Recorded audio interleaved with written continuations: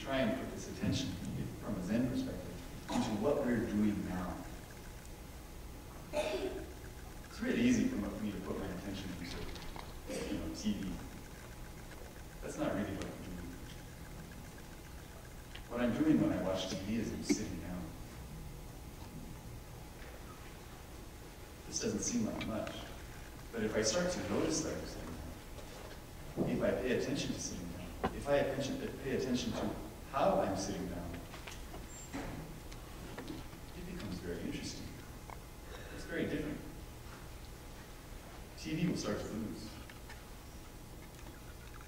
This is so much of what we do in zazen, in the meditation, in this tradition. And from the outside, it looks so boring. And I know that there are some people here who are family or friends of people who regularly come to go on zazen. And I have no doubt that you have asked what happens there and walked away feeling a little dissatisfied. It's okay. Let me get this straight. First, you wake up at 6. And then you stare at a wall for roughly 35 minutes.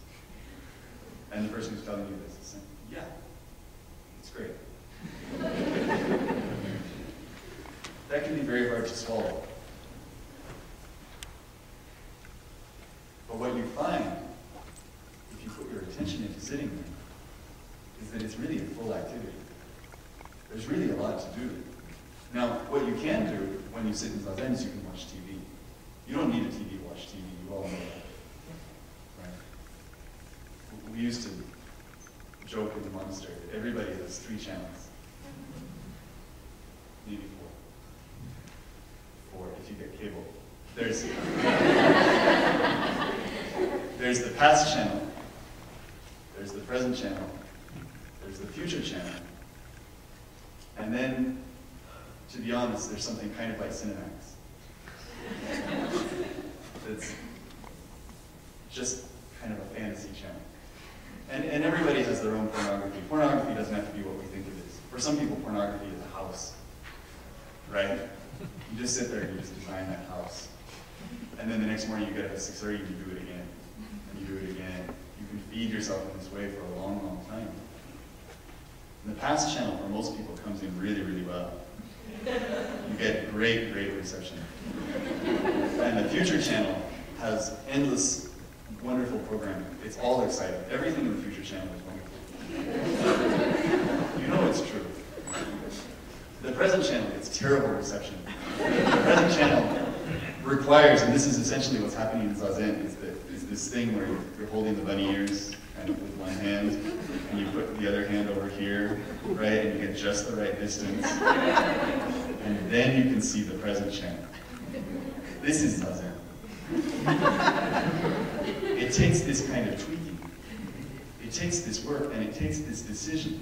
And the way that you find the present channel is by doing what you're doing in the present. I used to think that to be in the present, I had to be thinking about what was happening in the present. So it wasn't my present, it was someone else's. So the way I would be in the present is I would sit and I'd face the wall, but I'd be thinking, okay, what's going on in the present right now? Okay, well, in New York, it's 3 hours ahead. It's 3 hours ahead in New York, so what's going on? So the people are already at work. And so I try and picture New York in the morning. And I would do this kind of scan of the earth. Right now when I say this, it seems like so much work. But this was my way of trying to plug in. And it took me so long to start to notice that the present was happening right there. And that the present was that in this moment, I'm sitting just like this. And I'm facing this wall. And I'm breathing. And it's a total activity.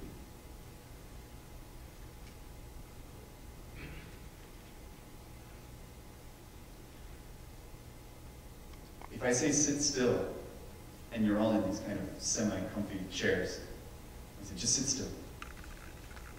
For maybe 5 minutes, everyone can do this without much effort. You just stop moving. Say, oh, what's going to happen next? We make it a little more difficult. You sit and try and have a straight back.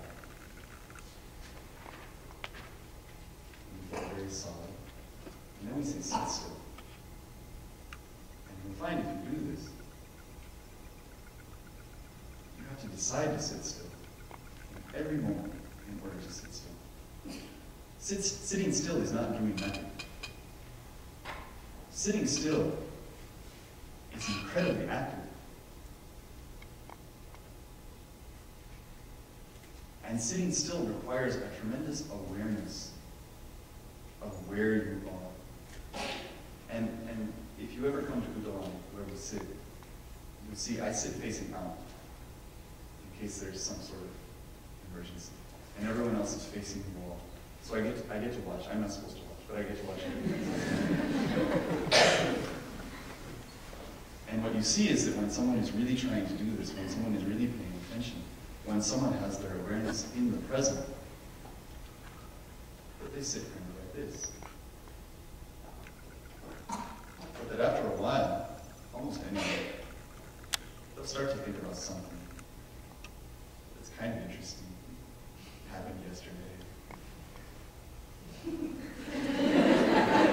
And they won't show it on their face, but their thumbs will start to do something like this. And then they'll kind of sit there. And if it's really a good, especially if it has a fantasy quality, because that's so, you can be so immersed. Then this person who was sitting like this, I'll look up.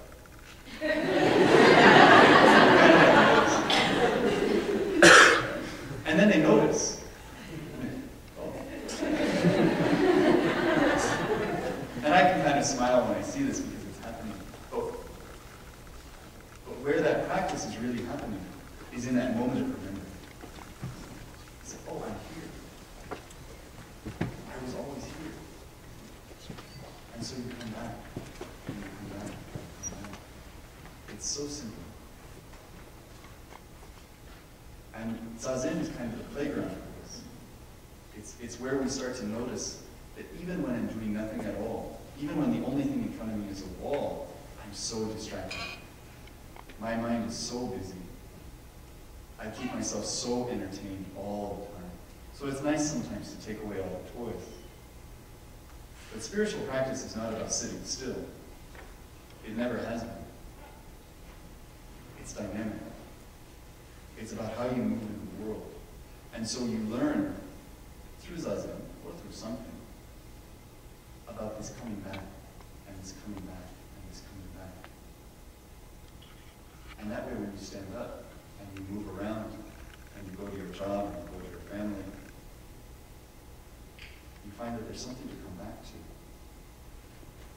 And even as you're doing all these things, you're always coming back.